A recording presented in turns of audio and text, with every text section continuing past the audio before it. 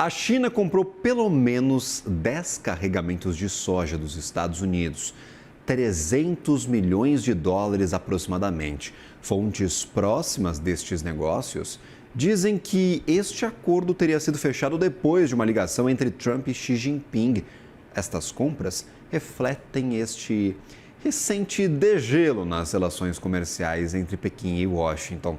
Para repercutir essa história e os impactos dela para a soja brasileira, Luiz Fernando Sá, diretor do AgFeed. Seja bem-vindo à nossa programação, Luiz. Passamos muito tempo, desde setembro, quando é o começo da safra definitiva lá nos Estados Unidos, a especular quando que a China voltaria a comprar, que seria obrigada, faltaria soja no mercado, teria que buscar os Estados Unidos. Agora é isso que acontece, compra muita soja americana e como é que o Brasil fica em toda essa história? Bem-vindo, bom dia. Olá, Gabriel, bom dia a todos que nos ouvem. De fato, assim, não é que está faltando soja no mercado, está inclusive sobrando. Mas o mercado, quando se trata de China e desse movimento aí relacionado aos Estados Unidos, todo mundo presta muita atenção, né?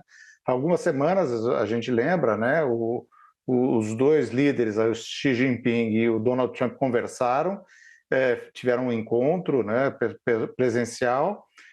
E acertaram ali, segundo os americanos afirmam, a compra aí de 12 milhões de toneladas de soja pela China, né, soja americana, até o final deste ano. É uma quantidade enorme para um espaço muito curto de tempo, né? Ontem, inclusive, Gabriel, eu falei aqui com o Fernando Nakagawa sobre isso, explicando que dentro desse jogo aí geopolítico e econômico, os chineses estão até usando artifícios para atender essa demanda dos americanos, mesmo já estando abarrotados de soja comprada ao longo do ano no Brasil e na Argentina.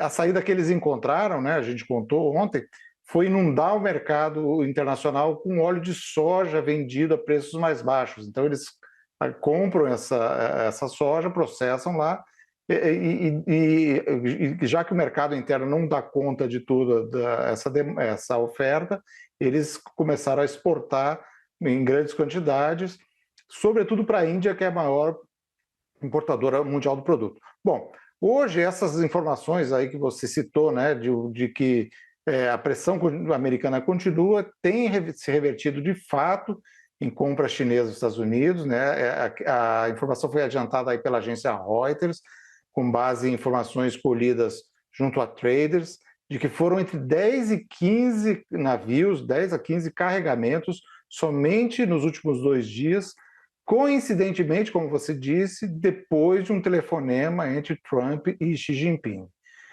Bom, para dar uma ideia do que isso significa, cada carregamento desse, cada navio transporta cerca de 60 mil toneladas de soja. Isso representa, então, algo entre 600 mil e 900 mil toneladas vendidas aí em praticamente 2 dias, menos de 2 dias. Lembrando que esses são contratos para entrega em janeiro. O valor, você também já citou, né, em torno dessas compras teriam gerado em torno de 300 milhões de dólares. É bastante, como eu disse, mas é insuficiente para pensar que até o fim do ano vai ser possível atingir essas tais 12 milhões de toneladas, né? Para isso, o ritmo tinha que ser bem maior, a conta tinha que subir substancialmente de fato, assim, pouca gente no mercado acredita que isso vai ocorrer, mesmo com essa conversa aí mais intensa entre os dois países. Também parece estar sendo pouco, Gabriel, para causar movimentos mais bruscos nos preços da soja, seja lá nos Estados Unidos, seja aqui no Brasil. Nos últimos dias, mesmo com essas notícias de retomada das compras chinesas lá nos Estados Unidos, aceleração dessas compras, as cotações da commodity no mercado continuam estáveis, permanecem estáveis, em pequenas oscilações aí, hora de alta, hora de baixa, mas sem representar aí nenhum impacto maior. Ontem, por exemplo, segundo a Reuters, a China pagou cerca de 2,3 dólares por bushel no contrato futuro de janeiro lá em Chicago, Isso é um valor bem acima dos preços da soja brasileira, que está em torno de 1,8 dólar por bushel. E é uma cotação que veio meio que se mantendo aí nas últimas semanas. Houve uma pequena alta logo que foi anunciada essa possibilidade de aquisição, a retomada das aquisições chinesas, mas depois disso não avançou mais. E essa diferença pequena aí de valor nos últimos dias mostra que as aquisições elas têm caráter eminentemente geopolítico, de fato, né? E a avaliação de alguns operadores é de que os compradores comerciais devem continuar evitando a soja americana, né? Só como a soja brasileira é mais barata, mais competitiva, mesmo nesse momento agora que a gente vive aqui a entre-safra, e a safra americana está lá a todo vapor, né?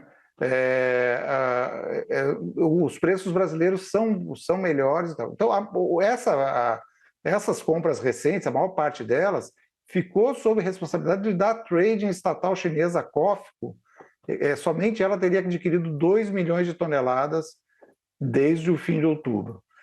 Outro ponto importante, Gabriel, é que ainda que cumpra essas metas de 12 milhões de toneladas, o que é pouco provável, esse volume ainda é baixo diante da oferta de soja no mercado americano. A gente deve lembrar que por cerca de 5 meses os chineses não compraram nada por lá, nem um grão, né?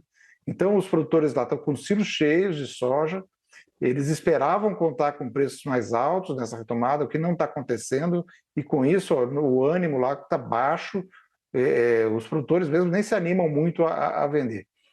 Só para concluir, Gabriel, ainda não existem dados muito firmes sobre essa retomada. Os dados, como têm sido obtidos aí, como eu citei, junto a operadores de forma descentralizada. Uma consolidação oficial aí por parte, sobretudo, da USDA, né, que é o Departamento de Agricultura lá dos Estados Unidos, o equivalente ao Ministério da Agricultura americano, é esperada só para a semana que vem, após os feriados do Dia de Ação de Graças, né, que acontece amanhã, na sexta-feira os americanos emendam, os Estados Unidos para, né, como se sabe, nesses dias. Então, é possível que na semana que vem a gente entenda melhor, né, o que de fato está acontecendo nessa retomada das compras chinesas, mas sem uma grande expectativa aí de que isso afete de forma significativa as cotações, Gabriel.